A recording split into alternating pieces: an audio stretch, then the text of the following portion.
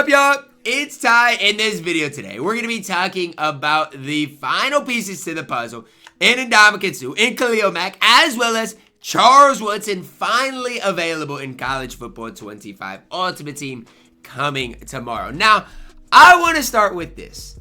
The more that time goes on, and I struggle always saying a card is worth locking in, especially knowing that this card is going to be auctionable, going to be sellable as well. But the more that time goes on, the more this set is super cheap. Now, I want to start with how expensive this set is going to be and go from there. Now, when I'm looking at this set, you're looking so far at what? 400 to 500,000 coins before tomorrow's cards, which is super cheap. If you think about that, guys, you can basically get all of these cards, and my guess is about 400, 500,000 coins before the cards tomorrow. Obviously, Khalil Mack tomorrow, and Ndamukong Suh tomorrow, they're going to be insanely expensive.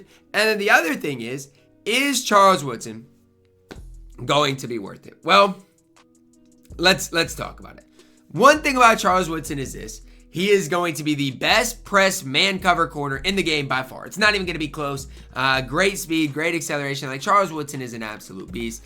Plus, along the way, like, you get a lot of cards that are good. You know, you're going to have Trey McBride locked. These cards are going to be locked in. Kaysen locked in. Ogden locked in. Scooby Wright, Trey McBride, Khalil Mack, and Ndamukong Suh. A lot of these cards are going to be locked in.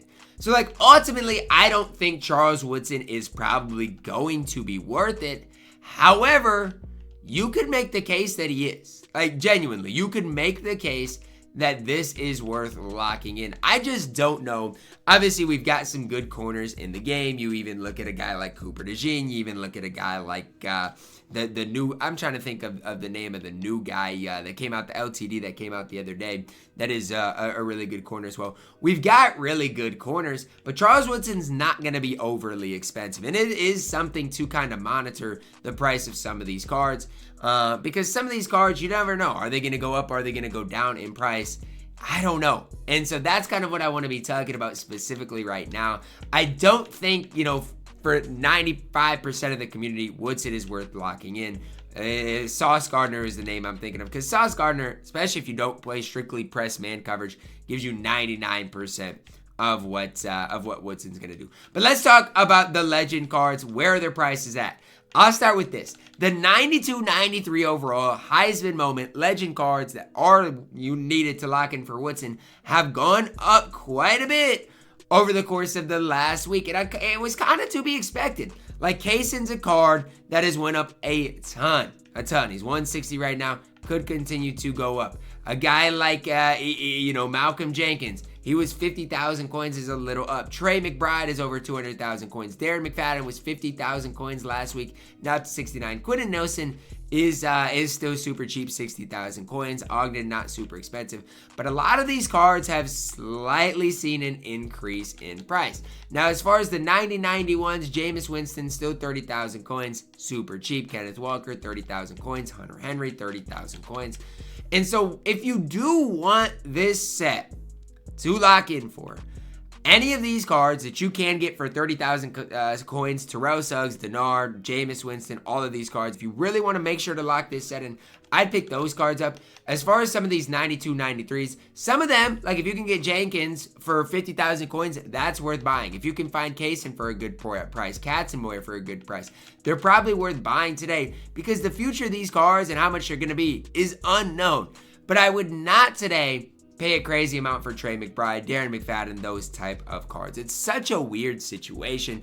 And I told you guys earlier this week that I was going to buy some of these legend cards for 30,000 coins in hopes that they would go up in price. So if you look at my item binder here, I'll just briefly show you guys. I've got Malcolm Jenkins. I don't know for sure if he is actually a BND player or not, but I like Jenkins. He plays for me. I got Katzenmoyer. Right now, I've got an extra Darren McFadden. I've got Kaysen. I've got a lot of these cards. I've got an extra Jameis Winston. I've got an extra Quinnen Williams. I've got, Braylon Edwards that can, I do believe, be sold as well. And so I've got a lot of these cards that I can go through and eventually, put up on the auction house if these cards do go up. So it's just kind of a weird situation because right now it's not super expensive, But people got to realize the expensive part about locking in this set, number one, you lock in all of these cards, so you're never getting these coins back.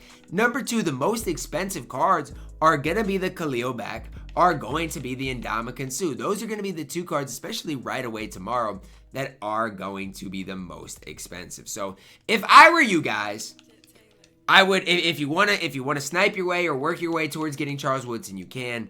But just be careful to not overpay for Charles Woodson. I like Charles Woodson. I think the card is an absolute beast of a card. But do not ultimately overpay for him. That is one big piece of advice that I do have for you guys.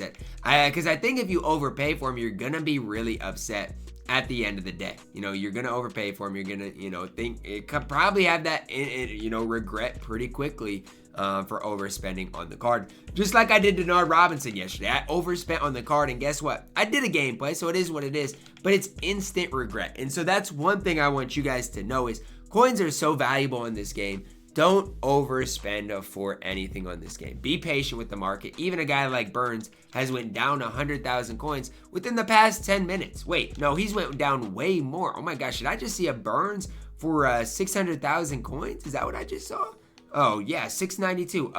I feel like I should buy that. Burns has went way down. He's went down 300,000 coins over the course of the last hour or so. And so those are the things that I want you guys to know and to realize and to just be patient with, guys. There's no reason to rush anything. Be patient with the auction house, especially if you are trying to buy the Ndamukong Suh tomorrow, trying to buy the King Mack tomorrow. Those are cards that are going to be expensive tomorrow, but could be ultimately worth your guys' time. So that's kind of just a small piece of advice that I do have for you guys. And again, as far as these Heisman moments cards, if you can get them, like I said, for good prices, like Katzenmoyer, I'd try to get under 60. Jenkins, I'd try to get close to 50. Kaysen, he's going to be expensive because the card is really good. But if you want to lock in that set, try to snipe your way to him. Try to find a Trey McBride for a good price. Those types of things. Work the auction house today. And again, I don't have any issues buying these cards that do lock in for the set for 30,000 coins. I have no issues with that because you're really not risking much. It's what I said earlier this week. If I have to sell those cards back for 30,000 coins, it is what it is. I'm kind of expecting it at this stage, but I'm not super worried about losing a bunch of coins on it. So again, I don't know if this is worth locking in or not. That is totally up to you and what you specifically want playing the game. I would say this though, if Charles Woodson is really only worth picking up if you play press man coverage. If you are somebody that primarily defensively does not play strictly press man coverage, I would not in any situation lock in for the Charles Woodson card. I just wouldn't. I don't think he's worth it unless you play that specific coverage in this game. So that's kind of my piece of advice for you guys. You guys can let me know your thoughts on that specifically down below in the comments, guys. Hopefully you guys, did enjoy the video. I enjoy making them for you, so hopefully you do rock with the content, guys. Quarterback auction house is way down today. So again, I do think over the course of the next couple of days, we're not going to get a quarterback on Sunday. So I do think a lot of these cards could see an increase in price. It's just tough to know because right now, again, at the time I'm recording this, I don't know, General Booty, it does look like has great throw accuracy, throws a tight spiral. General Booty is one of the best quarterbacks in the game.